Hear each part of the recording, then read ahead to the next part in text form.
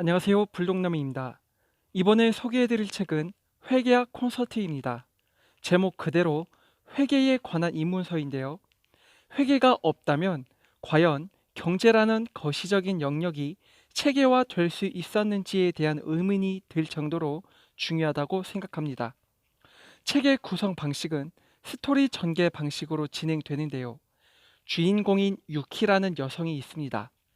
그녀는 아버지의 뒤를 이어 기업의 사장 자리에 오르게 되는데요. 안타깝게도 회계에 대하여 아는 게 없었던 그녀는 회사 임원들로부터 무시를 당하게 됩니다.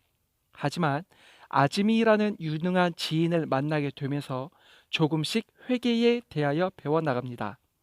그러고는 점차 회사를 개선해 나가죠. 먼저 회계에는 재무 회계와 관리 회계가 있습니다. 재무 회계는 외부 이해 관계자에게 제공하는 데이터이고, 관리 회계는 경영에 필요한 정보가 나타난 데이터라 할 수 있습니다. 중요한 건 이러한 구체적인 데이터라 할지라도 완벽하다고 볼 수 없다는 것입니다. 왜냐하면 회계에는 주관이 개입되어 있기 때문입니다.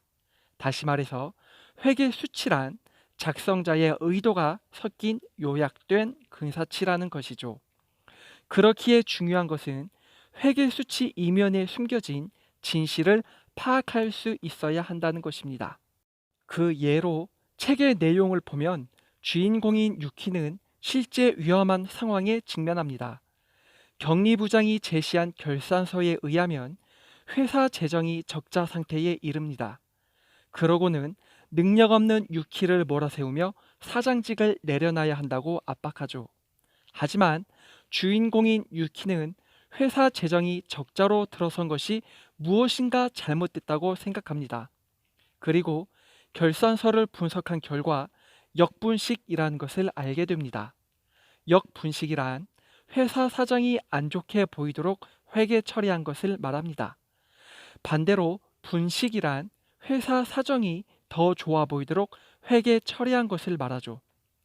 이렇게 회계라는 것은 주관자의 의도가 심어져 있습니다. 그러니 회계 수치를 본다는 것은 그 자체를 보아서는 안 되고 배후에 숨겨진 진실을 찾아야 하는 것이죠. 마치 숨은 그림 찾기 하듯이 말이죠. 주인공인 유키는 계속해서 회사를 개선하고자 노력을 합니다. 그러는 와중 피할 수 없는 선택을 해야 하는 경우가 생기는데요. 바로 구조 조정입니다.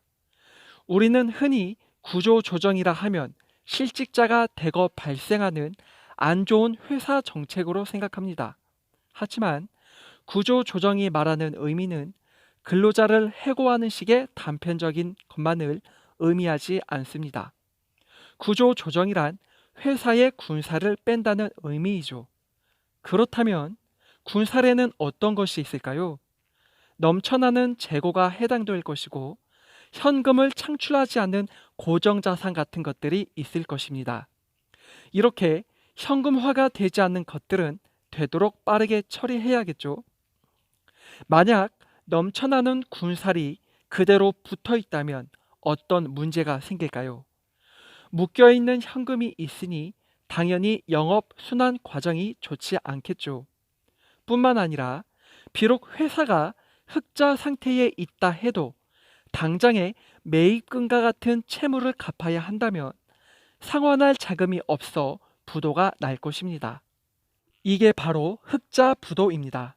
그러니 회사는 어느 정도의 현금을 보유하고 있는지 알 수 있는 현금 흐름표가 중요하지요. 그렇기에 대부분의 회사는 쌓인 재고를 처리하려 박앤세일 같은 행사를 열게 됩니다.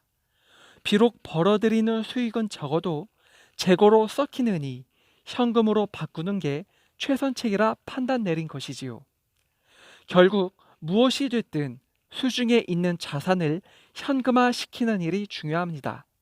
재고 자산이 포함되듯이 최종적으론 현금으로 탈바꿈한 채 돌아와야 하는 것이 제일 중요한 것이니까요. 우리는 여기서 한 가지 중요한 사실을 알 수 있습니다. 자금 회전 속도가 빨라야 한다는 것이지요. 예를 들어 보겠습니다. 만두를 판매하는 가게가 있습니다. 반대로 비싼 스테이크를 파는 가게가 있지요. 만두 가게는 생산한 모든 양을 그날 하루에 모조리 팔지만 비싼 스테이크 가게는 찾아오는 적은 손님들에게 띄엄띄엄 판매합니다. 그렇다면 이 두 가게 중 어느 가게가 더 돈을 많이 벌까요? 바로 만두 가게입니다. 만두 가게는 비록 단가가 낮기는 하지만 적은 자금을 빠르게 회전시켜 이익을 창출합니다.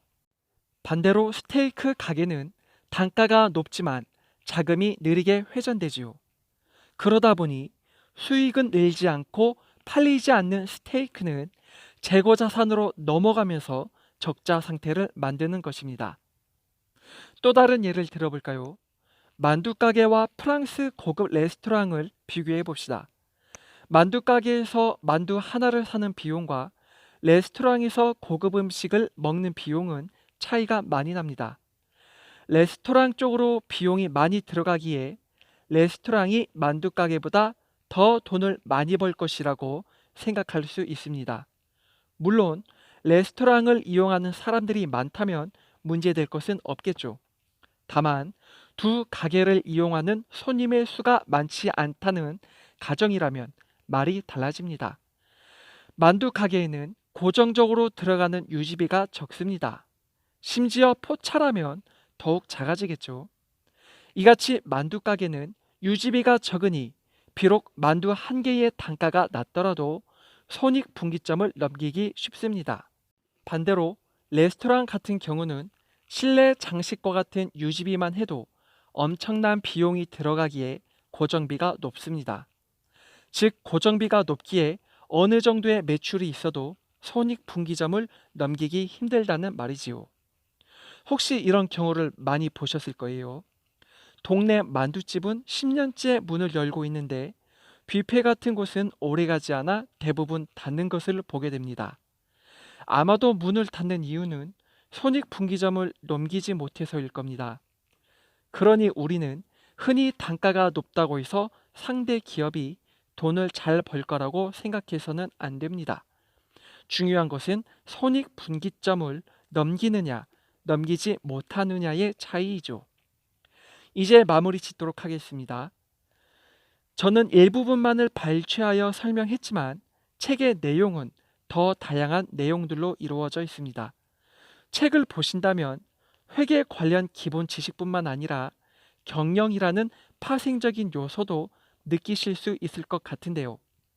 스토리식으로 진행되다 보니 좀 더 공부하기가 수월할 것 같습니다.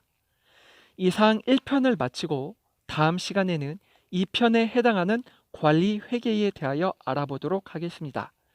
지금까지 시청해 주셔서 감사합니다.